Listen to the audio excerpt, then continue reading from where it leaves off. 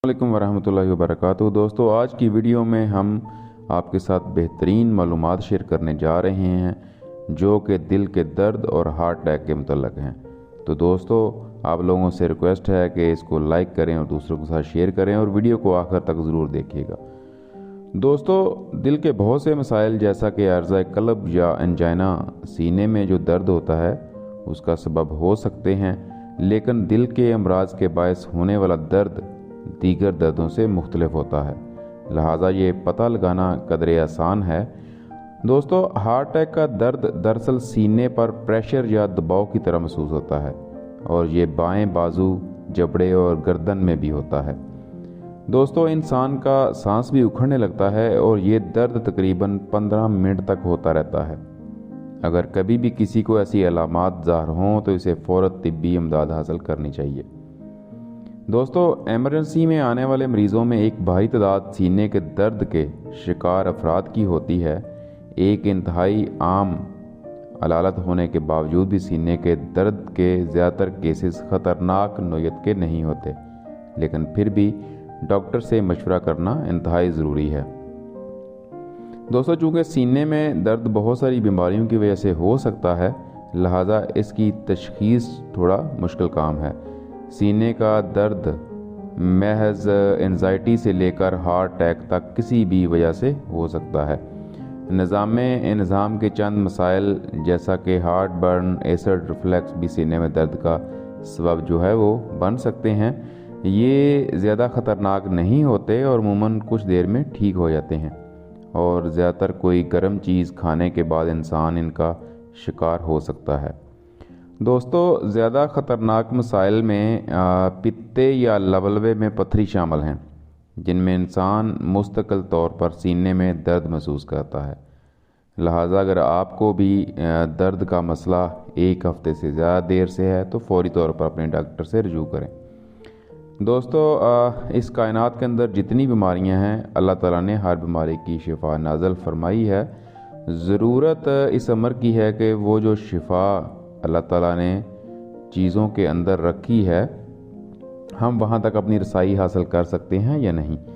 और आज हर शख्स अपनी बीमारियों के लिए, अपनी तकलीफ़ के लिए डॉक्टरों की तरफ रजू करता है और वो समझता है कि ये लोग सबसे ज़्यादा हमारे खैरख्वाह हैं और ये लोग सबसे ज़्यादा हमारी तबीयत को, हमारी बॉडी को फ़िज़िकली भी जानते हैं और हमारे बदन के अंदर जितने सिस्टम्स हैं इनको भी जानते हैं। इनकी जो फिजियोलॉजी, इनकी पैथोलॉजी को भी ये लोग समझते हैं और ये लोग सबसे ज़्यादा हमारे बदन के जानने वाले हैं।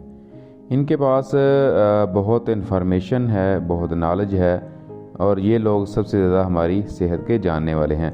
ये हर बंदे की जो राय होती है एक डॉक्टर के मुतल्लक, और इसी वजह से आज हर इंसान इन डॉक्टरों के ऊपर यकीन करता है और अपनी तकलीफ़ को, परेशानियों को, अपनी बीमारियों को और अपने गमों को, अपने रंजों को दूर करने के लिए उनके पास जाता है। मगर अल्लाह ताला ने जिनको ये इल्म दिया था, उन्होंने आज इन सारी चीज़ों को जो इंसानी खिदमत के लिए अपने आप को वक्फ करते हैं या उनको करना चाहिए था, आज उन्होंने ऐसी चीज़ों का इंतखाब कर दिया है कि जिसके अंदर बज़ाहिर फ़वाइद लगते हैं, हकीकत में जिन चीज़ों को मेडिसिन की सूरत में, केमिकल की सूरत में, टेबलेट की सूरत में, इंजेक्शन की सूरत में और सिरप की सूरत में और इसके अलावा जितने भी कोई तरीके हो सकते हैं, इन दवाइयों को इस्तेमाल करने के जो हम अपने बदन में दाखिल कर रहे हैं, ये दोस्तों सारी चीज़ें वक्ती तौर पर बज़ाहिर हमारी तकलीफ़ को, बीमारियों को कम करने में मदद देती हैं, मगर हकीकत में ये सारी चीज़ें एक चीज़ को ठीक कर रही होती हैं और दूसरी चीज़ को बीमार कर रही होती हैं।